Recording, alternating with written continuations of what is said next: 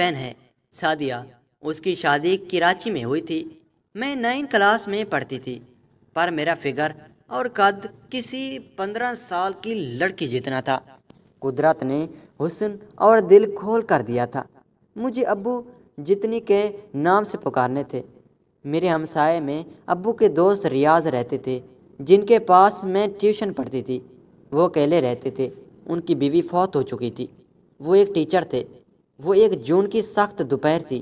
ویسے میں شام کو جاتی تھی پڑھنے، پر پیپر سر پر تھے اور مجھے تیاری بھی تو کرنی تھی، تو میں نے اسکول سے آ کر کھانا کھا کر چل پڑی ٹیوشن پڑھنے۔ ریاض صاحب کے گھر کی بیل بجائی، کافی دیر تک کوئی نہیں نکلا۔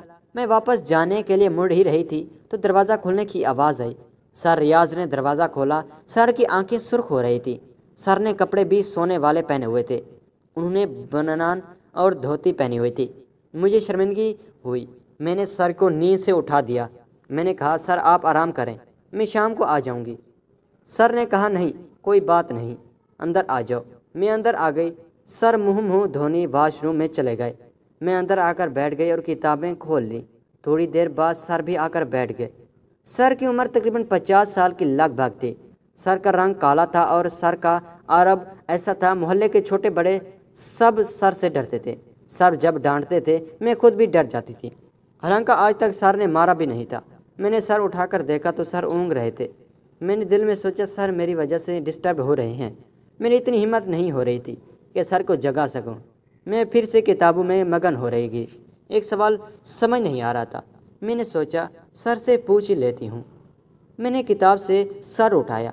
میرے اوزان خطا ہو گئے جب سر نیند میں تھے اور بے خیالی میں ان کی دھوتی سائڈ پر ہو گئی تھی اور دھوتی سے ایک موٹا تازہ کالا ننگ نما باہر نکلا ہوا تھا۔ میرا سانس اوپر کا اوپر اور نیچے کا نیچے ہو رہا گیا تھا۔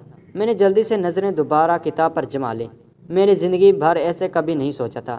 مرد کا لڈ دیکھا تھا، میرے دماغ میں وہی منتظر چل رہا تھا۔ میں نے دوبارہ نظریں اٹھا کر دیکھا کہ شاید سر نے دھوتی صحیح کر لی ہوتی، پر وہاں ویسے ہی ان کا کالا نانگ نظر آ رہا تھا۔ میں نے پھر نظریں جھکا لی۔ پتہ نہیں کیسے کشمکش چل رہی تھی میرے اندر۔ میں چاہ کر بھی کتاب میں دھیان نہیں لگا پا رہی تھی۔ میں ایسے دیکھ رہی تھی کہ اچانک سر کی آنکھ کھل گئی اور مجھے اپنے لڈو کو دیکھتے ہوئے دیکھ لیا۔ میں نے جلدی سے سر جھکا لیا تھا۔ سر نے جلدی سے اپنی دھوتی کو ٹھیک کیا۔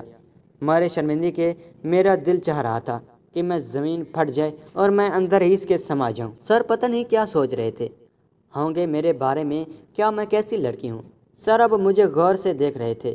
سر نے کہا، کون سا سوال ہے جو سمجھ رہی ہیں ہارا؟ میں نے اٹھ کر سر کے پاس آ کر بیٹھ گئی اور سر مجھے سوال سمجھانے لگے، پر کچھ سمجھ نہیں آ رہا تھا۔ میرے دماغ میں مارے شرمندگی کے اور کچھ نہیں تھا۔ سر نے سوال سمجھا کر کہا، جاؤ جا کر سوال کر کے دکھاؤ۔ میں نے سر جھکا کر کاپی پکڑنے چاہی۔ جو ہی میں نے گود میں رکھی ہوئی تھی، سر نے جان بوجھ کر کاپی سائڈ پر کر لی، جس کی وجہ سے میرے ہاتھ ان کے لڑ سے جا ٹکرایا۔ میرا گھبرا کر ہاتھ پیچھے کرنے لگی تو سر نے میرا ہاتھ پکڑ کر اپنے لڑ پر رکھ دیا تھا۔ گھبراہٹ کے مارے ایسا لگ رہا تھا گویا جسم میں جان ہی نہ ہو۔ سر نے مجھے پکڑ کر اپنے ساتھ لگا لیا اور میرے ہونٹوں پر اپنے۔ ناظرین، ایسی کہانیاں دیکھنے کے لیے ہمارے چینل کو سبسکرائب کر لیں۔ شکریہ۔